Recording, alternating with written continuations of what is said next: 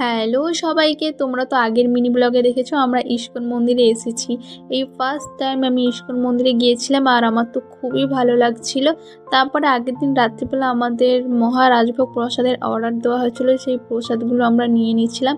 তারপরে এখানে বাইরে এসে দেখছি পেছনের দিকটা এত সুন্দর, আমার তো খুবই ভালো লাগছিল। দেখো, আর এখনও কাজ হচ্ছে।